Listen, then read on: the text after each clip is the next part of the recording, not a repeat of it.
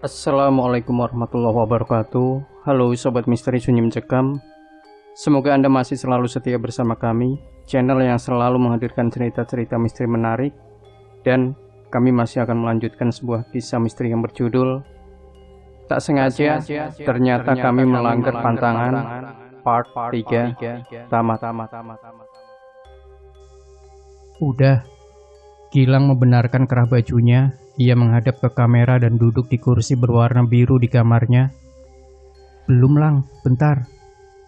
Oke, 3, 2, 1, mulai. Satria memfokuskan kamera pada wajah temannya itu. Hai, aku Gilang. Aku rasa penting ngebagiin pengalaman mengerikan ini ke teman-teman semua. Langsung aja ya. Kejadian ini terjadi sekitar 3 hari yang lalu. Saat itu karena lembur, aku pulang malam dari Sudimara ke Maja naik kereta. Gilang menyilangkan kakinya, mengubah posisi duduk. Nah, aku masuk ke dalam kereta, terus duduk sambil dengerin musik. Di gerbong itu hanya ada seorang cewek masih muda, duduk di dekat pintu kereta sambil nunduk. Aku santai-santai aja, soalnya aku pikir dia lagi tidur. 1-2 stasiun dilewati, tapi belum ada penumpang yang masuk ke gerbongku. Maklumlah, udah malam dan sepi. Nah, aku tuh bener-bener fokus mainin HP dan gak sempet nengok ke cewek itu. Dan pas gak sengaja aku toleh ke arah dia. Tiba-tiba aja cewek itu ngeliatin aku dengan wajahnya yang datar. Aku kaget dong. Dalam hati, ada apa nih? Aku langsung nunduk lagi dan fokus ke HP. Sialnya, pas aku nengok lagi, dia masih tetap ngeliatin aku. Kali ini mukanya tegang, matanya melotot. Aku makin takut sama cewek itu. Nah, udah gitu, aku dengar suara seorang bayi. Dan gila, bener-bener gila. Aku gak nyangka, kenapa tiba-tiba di tangannya ada seorang bayi. Bayi itu berlumur darah dan masih ada tali ari-arinya. Gilang mengembuskan nafas berat. Aku ketakutan, terus lari mau pindah gerbong. Tapi pintu gerbong itu malah terkunci. Aku panik, apalagi tiba-tiba cewek itu nyanyi pakai bahasa Jawa.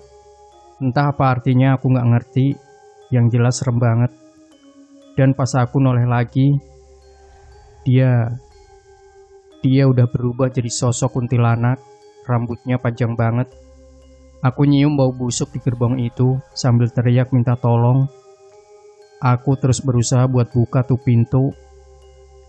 Pas aku noleh ke belakang, kuntilanak itu berdiri sambil terus nyanyi. Sedangkan bayi di tangannya menangis semakin keras. Kamu tahu dia ngapain? Wajah Gilang pucat. Dia makan bayi itu dari kepala sampai tali ari-ari. Habis itu aku pingsan dan tahu-tahu udah ada di rumah sakit. Gilang meraih segelas air putih di depannya lalu meminumnya perlahan. Nah, itu pengalaman mengerikan yang bisa aku share ke teman-teman malam ini. Thanks banget udah nonton video ini. Satria menekan tombol stop, kamera berhenti merekam. 3 hari sebelumnya, seorang wanita yang sedang hamil besar berjalan terhuyung-huyung di trotoar. Malam-malam ia kabur dari rumah, sebab tidak kuat dimarahi terus oleh orang tuanya.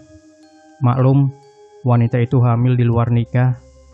Pacarnya kabur begitu saja setelah tahu kalau dia hamil. Kandungannya sudah menginjak 9 bulan dan terasa semakin berat saat berjalan. Dia tidak tahu mau kemana, yang jelas ia tidak kuat tinggal di rumah. Wanita itu masuk ke sebuah pasar tradisional yang sudah sepi.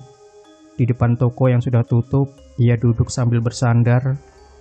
Rasanya tidak sanggup lagi berjalan. Tangan kanannya memegangi perut yang besar. Sesaat kemudian perutnya tiba-tiba mulas. Selangkangannya basah. Dia meringis kesakitan dan berteriak meminta tolong. Tapi tidak ada seorang pun yang melintas di sana. Mbaknya mau melahirkan ya? Ia terkejut saat tiba-tiba melihat seorang perempuan berdiri di hadapannya. Tidak sanggup ia menjawab pertanyaan itu karena rasa sakit yang tidak tertahankan. Saya Jessica mbak, ku bantu ya, biar bayinya selamat. Jessica tersenyum. Lalu ia meluruskan kedua kaki wanita itu. Semakin lama wanita itu menjerit kesakitan. Bokongnya sudah sangat basah. Perlahan Jessica menyingsingkan baju daster wanita di hadapannya. Terpampanglah perut buncit yang berisi jabang bayi. Melihat itu Jessica tersenyum, kemudian dengan kuku-kukunya tajam, ia meremasnya membuat perempuan di hadapannya menangis dan menjerit kesakitan. Kuku Jessica akhirnya merobek permukaan kulit. Ia mencabik-cabik perut tersebut dan mengeluarkan dengan paksa jabang bayinya. Tentu saja wanita itu tewas, sementara Jessica membawa kabur bayi yang bertali ari-ari dan masih berlumur darah itu. Ia berjalan perlahan sambil menyanyikan lingsir wengi. Gerimis membasahi wajah Arya. Ia membuka matanya perlahan, tubuhnya terasa remuk. Entah berapa lama ia pingsan. Ia menoleh ke sebelah kanannya. Di sana terkapar orang gila yang tewas ia tikam. Perlahan ia bangkit menggelengkan kepala yang terasa sangat pusing. Sambil terhuyung ia berdiri, mengambil pisau yang tergeletak tak jauh darinya. Dua wanita itu sudah pergi. Ia berdecak kesal. Perlahan ia berjalan, sesekali terjatuh karena masih pusing. Sebuah tongkat kayu diambilnya, digunakan untuk menopang langkah kaki. Sesampainya di rumah, ia melihat Tias duduk di atas kursi bambu dengan tatapan kosong. Arya sudah tahu ini bakalan terjadi. Kalau sampai tumbal peletnya lari, maka Tias akan tersadar dari pengaruh pelet dan berhenti mencintai Arya.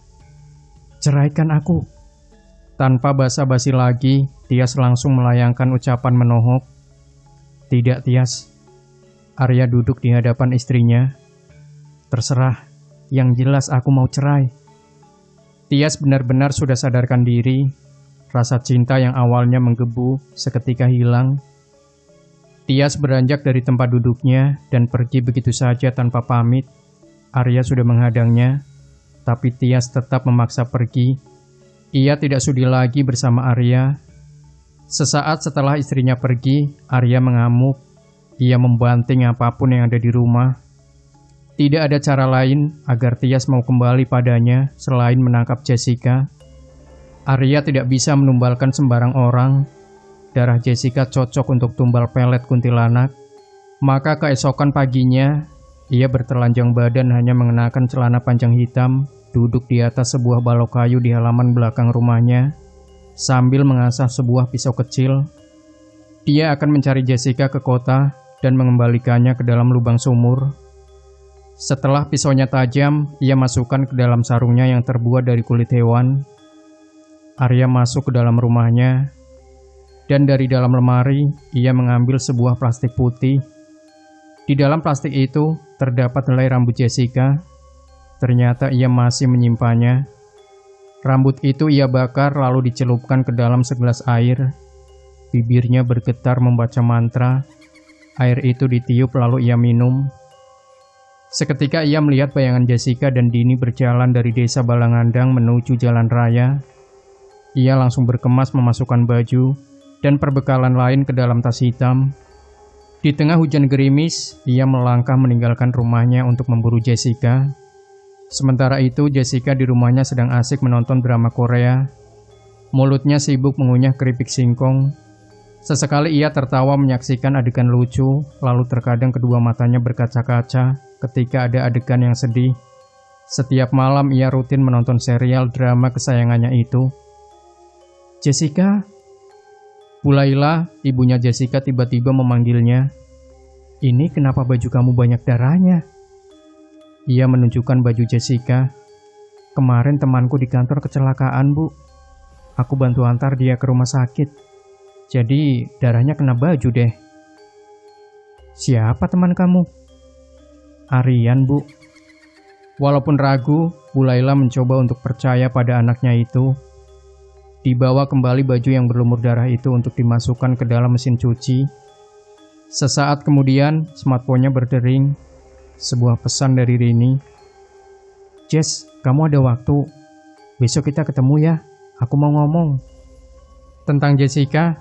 Ya, wanita itu, apakah dia masih manusia atau sudah menjadi hantu? Entahlah. Masih banyak hal yang harus diceritakan tentang Jessica. Setelah Rini berhasil menyelamatkannya, tingkahnya jadi aneh. Rini yakin kalau masih ada sosok gaib yang menempel di tubuh Jessica. Semenjak kejadian mengerikan di toilet umum itu, Rini mulai menyusun rencana untuk menyelidiki temannya. Kebetulan Rini satu kantor dengan Jessica. Mereka masih sama-sama anak magang di sebuah lembaga kesehatan. Sepulang kerja sekitar jam 7 malam, ia mengikuti mobil Jessica dari belakang. Rini heran kenapa Jessica tidak langsung pulang, tapi mobilnya malah berbelok ke sebuah restoran cepat saji. Di sana Jessica hanya memarkirkan mobilnya saja. Ia terlihat berjalan dengan terburu-buru ke arah barat. Rini segera memarkirkan mobilnya juga di depan restoran itu, kemudian berlari mengejar temannya. Di depan sebuah gang kecil, Jessica berhenti. Ia menoleh ke belakang. Mungkin ia merasa ada orang yang sedang mengikutinya, tapi dia tidak melihat siapapun, karena Rini dengan cekatan bersembunyi di balik sebuah dinding. Jessica melanjutkan langkahnya kembali. Ia tidak membawa apapun. Jaket jeans biru yang ia kenakan terlihat jelas saat ia melintasi lampu jalanan. Rini terus mengikuti langkah Jessica, hingga akhirnya ia berhenti di sebuah gang. Di sana ada seorang lelaki yang tidak asing bagi Rini.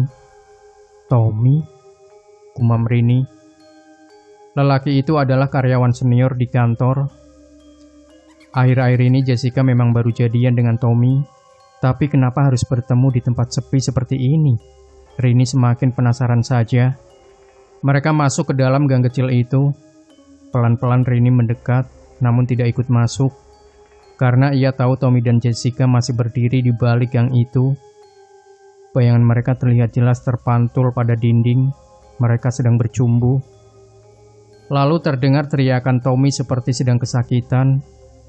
Dari bayangan itu terlihat tubuh Jessica membesar, rambutnya tergerai panjang, mulutnya terbuka lebar, melahap bulat-bulat tubuh Tommy.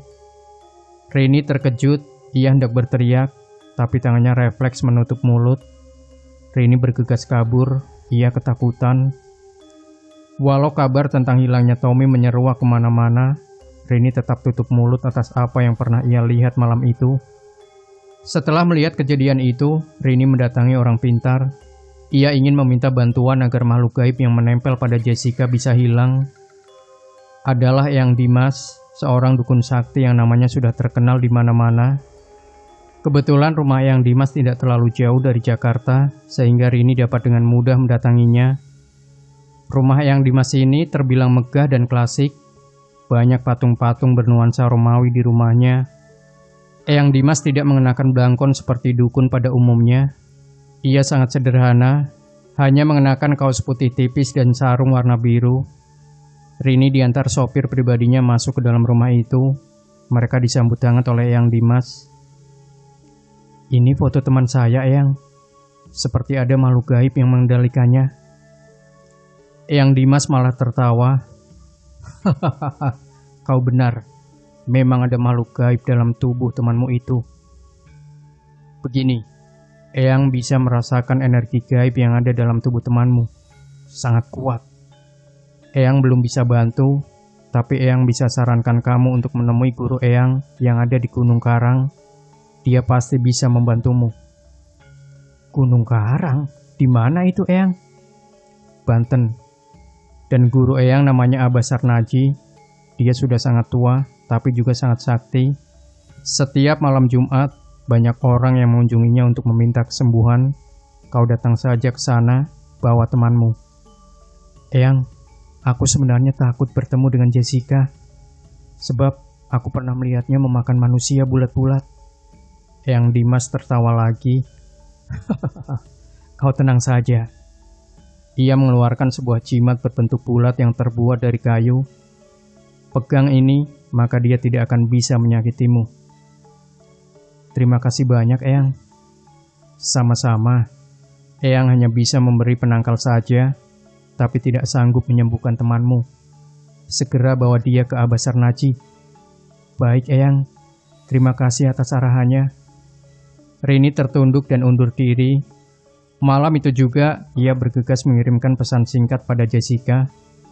Jess, kamu ada waktu? Besok kita ketemu ya. Aku mau ngomong.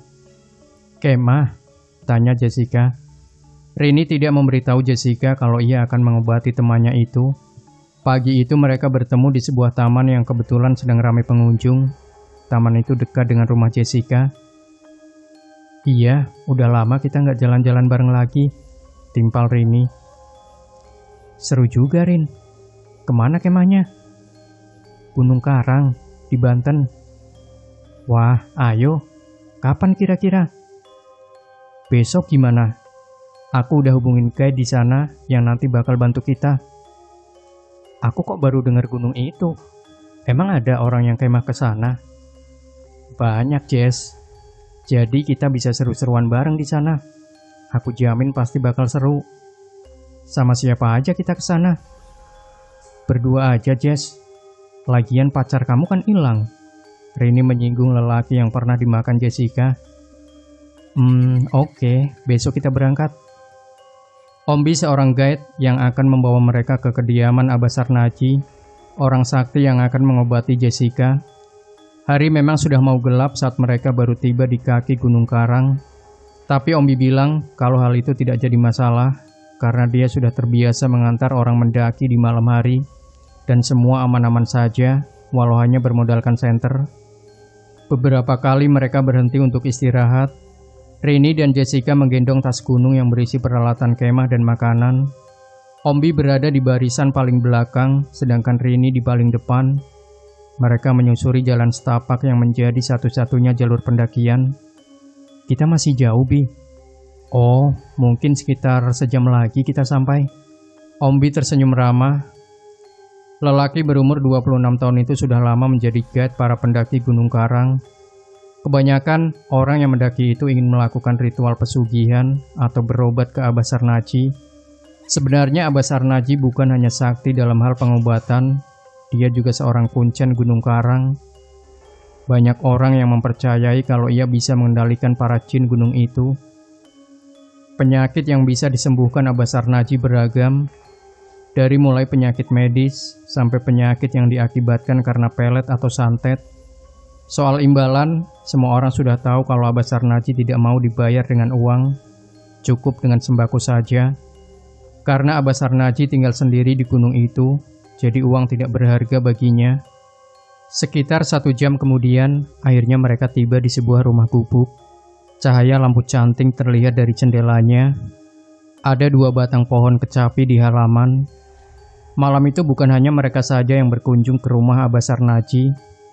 Terlihat 2 orang lelaki sedang mengetuk pintu. Mana tempat kemahnya, Rin? Perkemahannya masih jauh, Jess. Malam ini kita nginep dulu ya, Jess, di rumah Abah Sarnaji. Siapa dia? Jessica penasaran. Dia kuncen gunung ini. Mbak tenang saja, dia orangnya baik kok, kata Ombi. Jessica tidak curiga sedikit pun kalau ia mau diobati. Kuncen? Iya, penjaga gunung, Mbak, tambah Ombi. Oh iya, aku baru ingat. Oke deh, aku ikut kamu aja. Masuklah mereka ke rumah Abah Sarnaji. Awalnya Rini sempat kaget karena melihat seorang lelaki yang berteriak kesakitan. Ia sedang diobati oleh Abah Sarnaji. Mungkin saja lelaki itu terkena santet atau gangguan gaib lainnya. Mereka duduk di atas kursi panjang yang terbuat dari bambu. Setelah Abah Sarnaji selesai mengobati, segera Ombi menghampirinya dan membisikkan sesuatu. Abah Sarnaji mengangguk. Dilihat dari wajahnya ia sudah sangat tua, bahkan kulit di lehernya melambai. Kami dari Jakarta, Bah. Nama saya Rini, dan ini Jessica teman saya, kata Rini. Mereka duduk di atas tikar pandan. Lampu canting menyala dengan tenang di hadapan mereka. Oh ya, Jakarta? Kalian jangan khawatir, menginaplah saja dulu di sini. Kebetulan Abah punya kamar kosong, ujar Abah Sarnaji. Rini sebenarnya sudah membisiki Ombi agar memberitahu Abah Sarnaji tentang penyakit Jessica. Atas permintaan Rini itulah, tengah malam nanti Abah Sarnaji akan melakukan ritual pengobatan saat Jessica sedang tidur pulas. Maka setelah mereka ngobrol ringan, Abah Sarnaji menunjukkan sebuah kamar kosong. Di dalam kamar itu tidak ada ranjang, hanya ada 2 kasur kapuk yang sudah usang tapi masih layak dipakai. "Ini kamarnya, selamat bermalam," ucap Abah Sarnaji sambil tersenyum menampakkan giginya yang tinggal 1. Sedangkan Ombi tidur di atas kursi kayu di ruang tamu. Ia mendengkur saking lelahnya mendaki. Di dalam kamar, Rini sebenarnya hanya pura-pura terpejam. Ia menunggu temannya tidur agar ritual pengobatan bisa dilakukan. Tengah malam pun tiba, ditandai dengan bunyi burung hantu yang terdengar dari luar. Rini bangun, lalu menghampiri Abah Sarnaji yang masih duduk sila di ruang tamu. Setiap malam, lelaki tua itu memang selalu begadang, membaca mantra-mantra untuk memperkuat ilmunya. "Bah, sekarang," kata Rini. Perlahan Abah Sarnaji bangkit, melangkah ke kamar Jessica. Sebuah piring yang dijadikan wadah untuk membakar menyan, ia bawa ke kamar Jessica. Rini membuntut di belakangnya sambil membawa lampu canting. Setelah membaca mantra, Abah Sarnaji meniup tubuh Jessica. Seketika tubuh Jessica bergetar, matanya melotot, tangannya berubah menjadi hitam legam dan berkuku panjang. Rambutnya tergerai panjang, tubuhnya membesar. Asap mengepul kental, Rini ketakutan. Sementara Abah Sarnaji memejamkan matanya sambil terus merapalkan mantra dalam bahasa Sunda. Kamar itu penuh dengan asap, Rini tidak kuat. Ia memejamkan matanya lalu mundur keluar ruangan. Sementara Abah Sarnaji masih di dalam kamar mengobati temannya. Rini sempat melihat perubahan tubuh Jessica yang perlahan menjadi seperti kuntilanak. Dari dalam kamar itu terdengar cekikikan tawa kuntilanak. Sesaat kemudian, Abah Sarnaji melangkah keluar kamar. Tangannya masih memegang piring yang mengepulkan asap kemenyan. "Gimana Jessica, Bah?" Abah Sarnaji tidak menjawab, ia malah berjalan ke halaman rumah. "Siapa kau?" tanya Abah Sarnaji sambil menunjuk ke halaman rumah. Rini hendak mengikutinya, tapi langkahnya terhenti saat melihat sesosok lelaki parubaya berdiri di bawah pohon kecapi.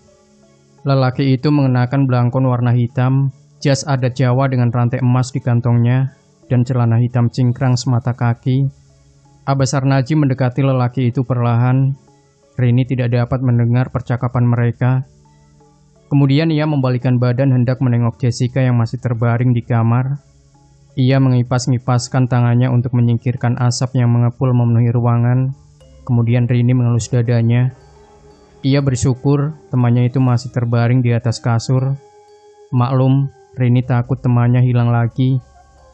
Ia membenarkan posisi bantal di kepala Jessica dan terkejut saat lengannya menyentuh kepala Jessica. Terasa ada lubang kecil di bagian tengah kepala Jessica. Bukan hanya itu saja, ia juga merasakan ada bercak darah di kepala temannya itu. Ia heran apa sebenarnya yang terjadi pada Jessica. Saat Rini menengok kembali ke jendela, Abah Sarnaji hilang entah kemana. "Bah, Abah." Rini berhambur ke halaman sambil menyorotkan senter. Namun Abah Sarnaji tidak ada. Rini lantas membangunkan Ombi yang sedang tertidur pulas di atas kursi bambu. Ombi terkejut. Ia bangun dengan matanya yang masih terpicing. "Ada apa, Mbak?" "Abah Sarnaji hilang." "Hah? Yang benar, Mbak?" "Aku di sini." Suara Abah Sarnaji terdengar dari dalam kamar Jessica. Buru-buru Rini dan Ombi menghampiri sumber suara itu. Terlihat Abah Sarnaji sedang mengelus-elus rambut Jessica yang semakin lama semakin basah oleh darah. Rini heran, kapan Abah Sarnaji masuk ke kamar? Telapak tangan Abah Sarnaji berlumur darah yang bersumber dari kepala Jessica. Tangan kanan Abah Sarnaji memegang sebuah gayung yang terbuat dari batok kelapa. Ia mengguyurkan air yang dicampur dengan kembang warna-warni ke rambut Jessica. "Ada apa sebenarnya dengan teman saya, Bah?" "Ini biasa. Ada jin jahat yang suka sama teman kamu. Jin itu sangat menyayanginya, sama seperti dia menyayangi anaknya sendiri." "Apakah jin itu bisa dihilangkan dari tubuh Jessica, Bah?" Bisa. Kau tenang saja, nak." Abah Sarnaji kembali mengguyurkan air kembang pada rambut Jessica. "Sini," pinta Abah Sarnaji. Ombi dan Rini celingukan. "Siapa, Bah?" tanya Ombi. "Ya Rini, masa kamu?" Mau apa, Bah?" rambutmu harus dibasuh juga. Kenapa? Agar terhindar dari gangguan jin jahat. Gayung diletakkan di dalam guci yang masih berisi air. Rini manut saja. Ia membuka ikat rambutnya. Tergerailah rambutnya yang sebahu itu. Berlutut, pinta Abah Sarnaji. Ia kemudian menyibakkan rambut Rini ke depan hingga menutupi wajah Rini. Segayung air kembang diguyurkan pada rambut Rini. Ia sontak saja bergidik merasakan dingin di pundak. Setelah Abah Sarnaji selesai menyirami rambut Rini, tiba-tiba saja Jessica sadar. Ia perlahan bangkit dari tidurnya dan duduk bersandar pada dinding bilik. "Jess, kamu udah sadar?" Rini senang melihat temannya sudah sadar. "Aku kenapa, Rin?" kata Jessica sambil memegangi kepalanya yang masih pusing. "Kamu tenang aja, Jess. Ada makhluk gaib yang nempelin kamu, dan Abah Sarnaji baru aja ngobatin kamu." Jessica masih belum bisa mencerna apa yang dikatakan temannya itu. "Nak, setelah ini masih ada satu ritual lagi yang harus dilakukan." "Apa itu, Bah?" "Berziarah ke makam keramat." "Di mana itu, Bah?" tanya Rini. "Tidak jauh dari sini." Maka malam itu juga mereka pergi ke makam keramat. Abah Sarnaji berada di barisan depan, sedangkan Ombi di paling belakang. Rini memapah Jessica sebab langkah temannya itu masih terhuyung-huyung. Sebenarnya Jessica masih belum mengerti apa yang sedang terjadi. Ia manut saja pada Rini. Di barisan depan, Abah Sarnaji membawa obor sebagai penerang, tapi Rini dan Ombi tetap menyalakan senternya untuk menerangi langkah mereka karena takut ada ular di tengah jalan. Mereka menyusuri semak-semak yang tampaknya tidak pernah dilintasi manusia. Pohon-pohon besar mengelilingi mereka. Dan sesaat kemudian, ketika Rini menoleh ke belakang, Ombi tiba-tiba hilang. "Bi, Ombi." "Bah, Ombi kemana?" Rini sangat terkejut saat melihat ke barisan depan. Abah Sarnaji pun hilang. "Abah, Bah." Rini berteriak mencari keberadaan Abah Sarnaji. Ia menyorotkan senter ke segala arah, namun mereka tidak ada. Kemana mereka? Malam terang disinari cahaya bulan. Arya berjalan tergesa menerjang rerumputan. Ia tidak membawa pencahayaan apapun, namun penglihatannya masih tajam. Berhari-hari Arya memburu Jessica. Dengan ilmu kanuragan yang dimiliki, ia dapat melihat kemanapun Jessica pergi. Sekarang Arya ada di tengah pendakian Gunung Karang. Bagaimanapun caranya, ia harus mendapatkan wanita itu. Tias harus kembali padanya, sebab ia tidak mampu hidup tanpa Tias. Sementara itu, Rini kebingungan harus melanjutkan perjalanan ke makam keramat atau berbalik arah. Abah Sarnaji dan Ombi hilang begitu saja entah kemana. Ia menopang tubuh Jessica yang semakin lama semakin melemah. Wajah temannya itu terlihat pucat, tangannya dingin. Rini menyorotkan cahaya senter pada dedaunan, matanya terpicing. Di sana ia melihat sebuah kuburan yang batu nisannya dibungkus dengan kain putih. Mungkin itu kain kafan. Rini memapah temannya menuju kuburan. Pikirnya mungkin saja itu kuburan keramat yang dikatakan Abah Sarnaji. Semakin mendekat, Rini melihat sosok lelaki sedang duduk bersila di depan makam itu. Tidak salah lagi, ia adalah lelaki yang dilihatnya di halaman rumah Abah Sarnaji. Dengan hati-hati Rini mendekat, kemudian duduk berhadapan dengan lelaki tersebut. "Kita di mana, Rin?" tanya Jessica dengan suara parau, matanya sayup. "Kita ziarah dulu, Jess. Setelah ini kita langsung pulang. Aku yakin kamu pasti sembuh." "Aku nggak sakit, Rin. Aku baik-baik aja." "Iya, aku tahu. Tapi kita ziarah dulu ya sebentar." Rini berdoa di depan kuburan keramat itu menggunakan bahasa Indonesia. Ia tidak memedulikan lelaki yang duduk bersila di hadapannya. Lelaki itu terlihat sedang bertapa. Ia memejamkan matanya, bibirnya bergetar merapalkan mantra. Kedua tangannya diletakkan di atas dengkul. Ia bertelanjang kaki, wajahnya terlihat tenang. Siapa sebenarnya lelaki itu? Setelah dirasa selesai, Rini berdiri sambil mengangkat lengan temannya. Ia membantu Jessica untuk bangkit. Baru beberapa langkah menjauh dari kuburan itu, tiba-tiba angin berembus kencang dari arah barat. Angin itu menerbangkan dedaunan kering, ranting juga butiran debu. Rini dan Jessica menutup wajah mereka dengan telapak tangan. Semakin lama tiupan angin semakin kencang. Dahan-dahan pohon terlihat melengkung dan pohon-pohon bergoyang. Rini memapah Jessica mendekati batang pohon besar untuk berlindung. Angin itu berkumpal dan berputar-putar membentuk pusaran. Di balik batang pohon besar, Rini dan Jessica mencengkram erat akar pohon. Mereka berusaha agar tidak terbawa angin, tapi usaha mereka sia-sia. Rini lebih dulu terpental oleh hantaman angin, sedangkan Jessica bertahan beberapa saat sebelum akhirnya ikut terpental juga. Mereka akhirnya terpisah. Sementara itu, Arya ternyata semakin mendekat. Ia bahkan terkena hembusan angin misterius.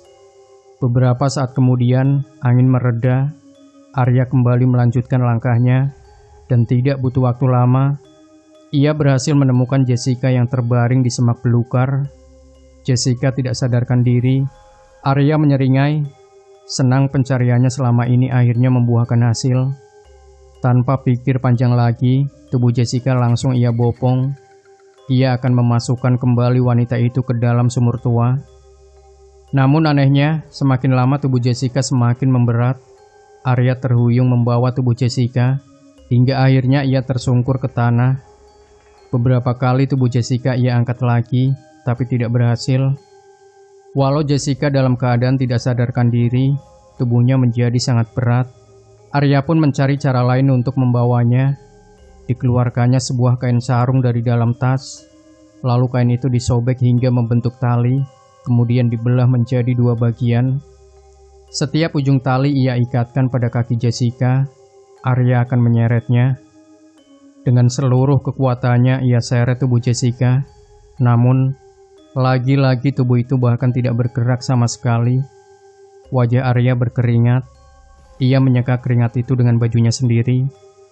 Sesaat kemudian, Jessica tiba-tiba berdiri dengan perlahan, kepalanya menunduk.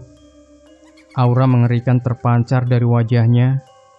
Arya menyadari itu, ia kemudian mengeluarkan pisau. Sesaat sebelum Arya akan menikam Jessica, Rini muncul dari balik semak-semak sambil menyorotkan cahaya senter ke tubuh Jessica. Ia berteriak setengah menangis. "Jessica, lari!" Arya menusuk punggung Jessica berkali-kali menggunakan pisau kecil. Pisau itu menembus kulit Jessica, seketika darah mengalir membasahi bajunya, tapi Jessica tidak ambruk. Ia tetap berdiri dengan kepala tertunduk. Ia bahkan tidak bersuara sedikit pun. Menyadari hal itu, Arya dengan sekuat tenaga menghantamkan pisaunya bertubi-tubi ke leher Jessica. Namun tetap saja, walau pisau Arya berhasil menembus kulit hingga mengeluarkan darah, wanita itu tetap tidak merasa kesakitan. Rini dari balik semak-semak berteriak ketakutan. Arya balik badan melangkah tergesa hendak menghabisi nyawa Rini. Hanya tinggal selangkah lagi Arya dapat meraih Rini. Namun tiba-tiba saja tubuhnya terpental. Jessica yang melakukan itu. Aura Jessica berubah mengerikan, tatapannya tajam. Kedua bola matanya merah. Ia melayang mendekati Arya yang masih tersungkur di tanah. Lelaki itu beringsut mundur ketakutan. Kaki kanannya terkilir sehingga tidak mampu lagi untuk berdiri. Jessica meluruskan telunjuknya ke wajah Arya. Tubuh Arya perlahan melayang dan mendekat ke arah Jessica. Ia mencekik leher lelaki itu dengan erat. Arya meminta ampun sambil meringis kesakitan. Cekikan itu semakin lama semakin kuat, sampai-sampai Arya kesulitan bernapas. Tubuhnya kejang-kejang, air kencing keluar tanpa izin membasahi celana Arya, matanya melotot. Arya dicekik hingga tewas. Setelah itu, mulut Jessica terbuka lebar. Gigi-giginya hitam dan tajam melahap bulat-bulat mayat Arya. Ia kemudian mendekat pada Rini yang sedang ketakutan melihat kejadian mengerikan tadi. Rini mundur beberapa langkah. Ia harus waspada karena Jessica sedang dikendalikan makhluk gaib. Rini merogoh kantong jaketnya. Ia menggenggam erat sebuah jimat pemberian Eyang Dimas yang diyakini bisa menjaganya. Dan ternyata Jessica tidak sedikit pun menyentuh Rini. Ia malah jatuh terkulai di atas semak-semak. Rini buru-buru menghampiri temannya itu. Jessica." Tubuhnya dingin sekali. Rini menghampiri temannya. Ia memegang leher Jessica yang penuh dengan luka tusukan. Seharusnya Jessica sudah tewas, tapi Rini masih bisa merasakan denyut nadi temannya itu. Setengah terpejam, Jessica menatap wajah Rini. "Tadi siapa, Rin?" tanya Jessica parau. "Arya, Jess. Dia ngikutin kita. Jess, kita harus cepat turun. Gunung ini sangat berbahaya." Tanpa memikirkan hal-hal aneh, Rini kembali membantu temannya untuk bangkit. Mereka harus segera turun dari Gunung Karang. Sementara itu di rumah Abah Sarnaji, Ombi terkapar di atas kursi kayu. Perlahan kelopak matanya terbuka, pandangannya kabur. Ia memegang kepalanya karena terasa pusing. Seingatnya, terakhir kali ia sadar saat sedang mengantar Rini dan Jessica ke makam keramat. Dari situ dia tidak sadarkan diri, dan tiba-tiba saja sekarang ia ada di rumah Abah Sarnaji. "Sudah siuman, Kak Ombi?" Abah Sarnaji muncul dari dalam kamar. "Ini ada apa, Bah? Bukannya tadi kita mau ke makam keramat?" "Abah menyelamatkanmu, Ombi. Tamumu itu sangat berbahaya. Dia bukan ketempelan, tapi udah jadi setan." Wajah Abah Sarnaji seketika tegang. "Serius, Bah?" "Ya, setan itu sengaja menyerupai Jessica supaya bisa dengan mudah memangsa manusia menjadikannya tumbal." "Hah? Tumbal? Tumbal apa, Bah?" "Untuk kebangkitan seseorang." "Siapa?" "Ki Bimantara. Dia orang sakti. Nanti setelah genap membunuh 30 orang, maka Ki Bimantara akan bangkit." "Apakah Ki Bimantara punya dendam pada seseorang?" "Entahlah. Yang jelas lelaki itu sangat sakti dan berbahaya." "Jadi wanita sakit yang saya bawa kemarin itu setan, Bah?" "Jessica. Yang namanya Jessica, dia itu kuntilanak." Ombi bergidik ngeri. Ia langsung berterima kasih pada Abah Sarnaji karena telah menyelamatkannya dari kuntilanak. "Lalu bagaimana nasib Rini, Bah?" "Dia tidak akan bertahan lama. Kuntilanak itu akan memakannya," ujar Abah Sarnaji. Ia kemudian masuk kembali ke kamar untuk bersemedi. Ombi melempar pandangan keluar jendela. Ia sebenarnya khawatir pada Rini, tapi tidak ada yang bisa ia lakukan. Rini menemukan taburan melati yang membentang di sepanjang semak-semak. Ia coba ikuti arah melati itu. Entah siapa yang menaburkan bunga tersebut. Yang jelas Rini bersyukur, ternyata bunga tersebut menuntunnya ke jalan setapak yang tak lain itu adalah jalan pulang. Sekitar jam 6 pagi, mereka sudah berhasil turun dari Gunung Karang. Untungnya warga sekitar berbaik hati menolong mereka. Rini dan Jessica dilarikan ke puskesmas terdekat. Mereka sangat kelelahan. Ada yang ajaib dari Jessica. Luka tusukan di leher dan punggungnya hilang begitu saja, seperti tidak pernah ada luka sedikit pun di kulitnya. Setelah 2 hari dirawat, Jessica sehat kembali. Mereka pulang naik mobilnya Pak Sudiman, seorang kepala desa. Pak Sudiman ini orangnya sangat ramah. Sepanjang perjalanan ia senang sekali mengobrol. Pak Sudiman mengantar mereka ke rumah masing-masing. Walau sempat ditawari untuk mampir, tapi dia menolak. Alasannya buru-buru karena ditunggu istri di rumah. Rini tutup mulut soal apa yang ia alami di Gunung Karang. Ia tidak mau menceritakannya pada siapapun, termasuk keluarga Jessica. Setelah perjalanan ke Gunung Karang, masih ada pertanyaan dalam benak Rini. Apakah Jessica sudah sembuh, atau apakah Jessica masih seorang manusia? Wajar saja kalau Rini berpikiran seperti itu. Ia melihat dengan mata kepalanya sendiri kalau leher Jessica ditusuk secara brutal oleh Arya. Tapi ajaibnya, dia baik-baik saja. Seharusnya ia sudah tewas. Manusia tidak akan bisa bertahan hidup dengan luka tusukan di leher. "Rini, ada tamu nih." Saat Rini sedang melamun di atas tempat tidurnya, tiba-tiba terdengar suara ibunya memanggil. Bergegas Rini turun ke bawah. Di atas sofa terlihat seorang lelaki berkepala botak pelontos sedang duduk dengan wajahnya yang terlihat khawatir. Rini tidak pernah mengenal lelaki itu sebelumnya. Ia kemudian duduk di hadapan lelaki tersebut. "Dengan Mbak Rini?" "Iya, saya sendiri. Ada perlu apa ya, Mas?" "Oh, begini Mbak. Saya Jason, kakaknya Tommy. Mbak tahu kan kalau dia udah seminggu hilang? Jantung Rini seketika berdebar kencang. Ia berusaha sebisa mungkin untuk tetap tenang. Iya, saya tahu. Kebetulan Tommy satu kantor dengan saya. Ada apa ya, Mas? Mbak Rini kan teman dekatnya Mbak Jessica ya? Rini mengangguk. Iya, betul. Ia mengerutkan dahinya, meraba-raba arah pembicaraan Jason. Piinah pembantunya Rini muncul dari dapur dan menyuguhkan air minum dan makanan ringan di atas meja tamu. Saya curiga kalau Jessica yang membunuh adik saya. Mas jangan bicara sembarangan ya. Rini naik pitam. Sabar dulu Mbak. Ini saya baru dugaan. Saya cuma mau tanya, pas hari Jumat sepulang kantor, apakah Jessica pulang bareng Mbak? Iya, dia pulang bareng saya kok. Saya yang antar dia langsung ke rumah. Mbak nggak bohong kan? Ah, udah deh Mas. Sampean tuh nuduh tanpa bukti. Lapor saja sana ke polisi kalau ada buktinya. Udah, saya lagi sibuk. Sekarang keluar dari rumah saya. Tanpa basa-basi lagi, Rini beranjak dari tempat duduknya. Rini heran kenapa orang itu bisa-bisanya curiga pada Jessica. Padahal kejadian mengerikan yang ia lihat itu sangat bersih. Jessica menelan bulat-bulat tubuh Tommy berikut dengan pakaian dan sepatunya.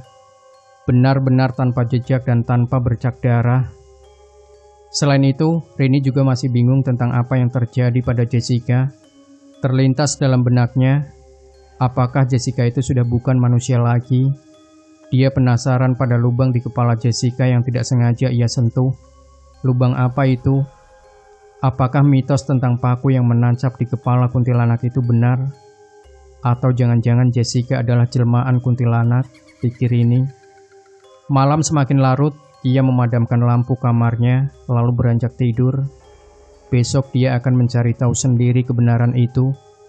Jason memata-matai langkah Jessica. Dia sangat curiga pada perempuan tersebut. Tidak terkecuali malam ini, ia melihat Jessica keluar dari rumahnya mengendarai mobil sedan hitam. Segera Jason menyalakan mesin mobilnya yang sedari tadi terparkir di dekat rumah Jessica. Ia mengikuti dari belakang. Mobil yang Jessica kendarai berbelok ke sebuah komplek pertokoan yang sudah tutup. Ada banyak gelandangan tidur di sepanjang emperan toko. Mobil Jessica melambat, seperti sedang memperhatikan orang-orang di emperan toko. Sesaat kemudian, mobil itu berhenti di sebuah toko alat listrik yang sudah tutup. Ada seorang lelaki muda yang sedang tidur di depan toko tersebut. Sepertinya dia seorang pemulung. Ada sebuah gerobak yang terparkir di depan toko itu. Si lelaki tidur dengan nyenyak, walau hanya beralaskan lembaran kardus. Kemudian Jessica keluar dari mobilnya sambil membawa sebuah kantong plastik hitam berisi nasi bungkus. Ia membangunkan lelaki tersebut. Jason tidak dapat mendengar percakapan mereka, tapi jelas terlihat kalau Jessica memberikan bungkus nasi tersebut pada gelandangan itu. Ia makan dengan lahap dan sesekali mengobrol dengan Jessica. Dari dalam mobilnya, Jason terus memperhatikan Jessica. Ada hubungan apa sebenarnya Jessica dengan gelandangan tersebut? Benak Jason bertanya-tanya. Ia merogoh smartphone dari saku bajunya, lalu mengambil gambar Jessica. Sesaat kemudian, Jessica berdiri. Ia berjalan menuju sebuah gang kecil di antara gedung-gedung toko. Lelaki yang barusan dikasih makanan mengikuti Jessica dari belakang. Pelan-pelan, Jason keluar dari dalam mobilnya, lalu mengendap-endap mengikuti mereka. Seperti yang sudah-sudah, Jessica berubah menjadi sosok kuntilanak, lalu menelan bulat-bulat lelaki tersebut. Jason tercengang menyaksikan kejadian mengerikan itu. Untungnya, ia berhasil mengambil video saat Jessica berubah menjadi sosok kuntilanak yang sangat mengerikan. Dan sebelum ketahuan, Jason bergegas lari. Ia masuk ke dalam mobil lalu tancap gas. Keringat membasahi dahinya. Sesekali ia melirik kaca spion, takutnya Jessica sadar kalau sedang ia mata-matai. Ia mengemudikan mobilnya dengan sangat cepat karena kebetulan jalanan sudah lengang. Tiba-tiba Jason menginjak rem mendadak. Kepalanya sempat terbentur pada setir. Dia terkejut lantaran dari kaca spion dalam, ia melihat Jessica sedang duduk manis di kursi mobil baris kedua. Perlahan ia menengok ke belakang dan seketika Jessica tersenyum padanya, menampakkan giginya yang hitam dan tajam. Tidak sempat Jason lari, Jessica menghabisinya dengan sekali lahap saja. Sore itu, Rini mengajak Jessica untuk bertemu di sebuah restoran cepat saji. Ia duduk sambil memainkan smartphone-nya. Setelah sekitar 15 menit menunggu, Jessica akhirnya muncul. Ia mengenakan jaket jeans kesukaannya, sangat serasi dengan kaos hitam bertuliskan bad girl yang ia kenakan. Mereka kemudian makan bersama di restoran tersebut sambil membahas hal-hal ringan. Setelah selesai makan, Rini mengalihkan pembicaraannya. Jess, aku mau ngomong sesuatu sama kamu, tapi nggak di sini. Kita ke toilet aja yuk. Mau ngomong apa sih, Rin? Tumben banget deh. Ini penting. Tapi kita ngomongnya ke toilet aja. Jessica mengiyakannya. Mereka beranjak ke toilet. Tanpa diduga-duga, setelah Jessica dan Rini berada di toilet, dua orang lelaki berotot menerobos masuk. Mereka langsung memegangi lengan Jessica. Para lelaki itu adalah pesuruh Rini. Sengaja Rini membawa mereka agar bisa dengan mudah melihat lubang di kepala Jessica. Rini, tolongin aku. Apa-apaan ini? Jessica ngamuk. Salah seorang lelaki itu membekap mulut Jessica, sehingga ia tidak bisa minta tolong. Tenang Jess, aku gak akan ngapa-ngapain kamu. Rini perlahan menyentuh kepala Jessica, lubang itu masih ada. Ia merabanya dengan jari telunjuk. Ada sebuah paku menancap di sana. Sekuat tenaga Rini mencabutnya. Paku itu cukup panjang, sekitar 1 jengkal telapak tangan orang dewasa. Setelah paku dicabut, asap seketika mengepul dari lubang di kepala Jessica. Ia kejang-kejang. Tubuhnya berangsur panas seperti air mendidih. Kedua lelaki yang memeganginya tidak sanggup lagi menyentuh kulit Jessica. Mereka ketakutan dan lari keluar toilet. Tubuh Jessica mengempis, semakin lama kulitnya semakin kering. Tulang belulang terlihat jelas menonjol di tubuhnya, hingga akhirnya tubuh Jessica menyusut. Tulang-tulangnya berjatuhan di lantai. Tengkorak kepalanya menggelinding ke kaki Rini. Ia berteriak ketakutan. Orang-orang berdatangan ke toilet untuk mencari tahu apa yang sedang terjadi. Tentang Jessica, ia benar-benar sudah mati. Selama ini dia hanyalah jelmaan kuntilanak yang mencari tumbal untuk membangkitkan kembali suaminya yang tidak lain adalah Ki Bimantara. Rini terlambat menyadari itu. Semua urusan kuntilanak itu sudah selesai, tumbal sudah genap. Ki Bimantara akan bangkit lagi sebagai orang sakti yang tidak ada tandingannya. Semenjak video pengakuan Gilang diunggah ke media sosial, video itu menjadi viral. Terlebih, sekarang banyak kasus orang hilang. Mereka menghubungkan kasus itu dengan cerita Gilang. Semakin lama Gilang semakin terkenal. Ia dan Satria sekarang menjadi vlogger ekspedisi horor. Banyak tempat yang sudah mereka kunjungi dan mendapat respon baik dari netizen. Dan saat ini mereka sedang mencari informasi tentang desa yang hilang. Konon katanya, dulu desa itu ramai dan damai. Tapi karena gangguan makhluk gaib, desa itu ditinggalkan penghuninya dan menjadi sangat angker. Gilang yakin kalau ia menemukan tempat itu, vlognya akan laris ditonton banyak orang. Ia duduk di depan rumahnya bersama Satria. Mereka sedang sibuk dengan laptop masing-masing. Satria mengedit video, sedangkan Gilang mencari informasi tentang desa yang hilang. Selang beberapa menit kemudian, wajah Gilang seketika menyeringai senang. Ia berhasil menemukan informasi yang dibutuhkan. Satria, ketemu nih.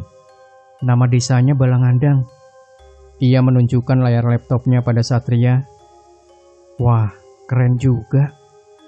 Lihat deh, aura tempatnya serem habis. Jadi ini, kita ke sana. Berangkat bro. Mereka tos satu sama lain. Gilang yakin kontennya akan tembus jutaan penonton. Setelah turun dari angkot, mereka harus jalan kaki untuk menuju desa Balangandang. Jalan yang mereka lewati sudah tertutup rerumputan karena tidak pernah ada orang lagi yang melintasi jalan tersebut. Setelah berjalan kaki cukup jauh, mereka akhirnya tiba di sebuah desa Balangandang yang sudah tidak berpenghuni. Wih, keren banget Lang. Satria berdecak kagum. Bener banget, lihat deh. rumah-rumah itu udah banyak lumutnya. Anjir, pasti video kita laku banget nih. Mulai sekarang aja, Sat, pinta Gilang. Oh, oke. Satria mengeluarkan kamera andalannya lalu mengarahkan pada Gilang. Hello guys, jadi kita sekarang lagi ada di desa Balangandang, desa yang sempat dikabarkan hilang. Lihat deh, bener-bener desa ini udah nggak berpenghuni guys. Gilang terus melangkah menyusuri desa tersebut. Kabut tipis mulai bermunculan karena hari semakin sore. Tuh guys, lihat rumah itu, tunjuk Gilang. Satria mengarahkan kameranya ke rumah yang sudah berlumut. Serem banget kan guys? Semakin jauh mereka menyusuri desa, semakin terdengar debur ombak dari kejauhan. Wah, kayaknya di sekitaran sini ada pantainya guys. Gilang meruncingkan daun telinganya. Mereka berjalan mengikuti sumber suara ombak tersebut, hingga sampailah mereka di sebuah pantai. Wow, beneran pantai guys. Gilang sangat senang karena menemukan pantai yang sepertinya sudah lama tidak terjamah oleh manusia. Guys, aku mau berenang dulu ya. Sumpah, ini keren banget. Gilang membuka bajunya lalu menceburkan diri ke laut. Satria tetap sibuk merekam kegiatan Gilang. Ada cewek, Sat. Tiba-tiba Gilang menunjuk ke arah belakang Satria. Ia melihat sosok perempuan berkebaya hitam sedang berdiri di kejauhan memperhatikan mereka. Mana? Tanya Satria sambil menyorotkan kameranya. Siapa ya itu? Tanya Satria. Ketika dia mengalihkan kameranya ke Gilang, tiba-tiba temannya itu hilang entah kemana. Lang, Gilang. Lang, kamu di mana, Lang? Satria panik ketakutan. Ia mengarahkan kameranya lagi ke arah wanita tadi, tapi dia sudah menghilang. Satria bingung harus bagaimana. Ia menyusuri pantai, mencari temannya itu, hingga ia bertemu dengan seorang lelaki tua yang sedang duduk sila di pinggir pantai. Lelaki itu bangkit dan menghampiri Satria. Pak, lihat teman saya tidak? Temanmu hilang? Iya, Pak. Tadi dia berenang di pantai ini. Oh alah. Jangan khawatir, aku bisa bantu kamu. Serius, Pak? Iya, tenang saja. Panggil aku Ki Bimantara, penduduk kampung ini. Nah, itu istri dan anakku. Terlihat dari kejauhan seorang perempuan berkebaya hitam yang tadi Satria lihat, mendekat sambil menuntun seorang anak kecil. Kenalkan, ini istriku namanya Ngartasi, dan anakku yang manis ini namanya Melati. Oh, iya, Pak. Lalu, bagaimana teman saya, Pak? Ini sebenarnya tempat apa, Pak? Ini desa Balangandang, desa yang damai dan tentram. Kau jangan khawatir, temanmu itu pasti akan kembali. Yuk, ikut ke rumah kami dulu. Kau pasti lapar. Di rumah lagi banyak makanan. Mereka membawa Satria masuk ke perkampungan. Entah apa yang selanjutnya terjadi. Satria tidak pernah terlihat lagi di desa itu. Begitupun dengan Gilang. Mereka berdua raib entah kemana. Demikian Sobat Misteri Sunyi Mencekam. Tinggalkan komentar Anda, like, share video ini, subscribe channel Sunyi Mencekam. Kembali nantikan cerita-cerita misteri terbaru dari kami. Wassalamualaikum warahmatullahi wabarakatuh.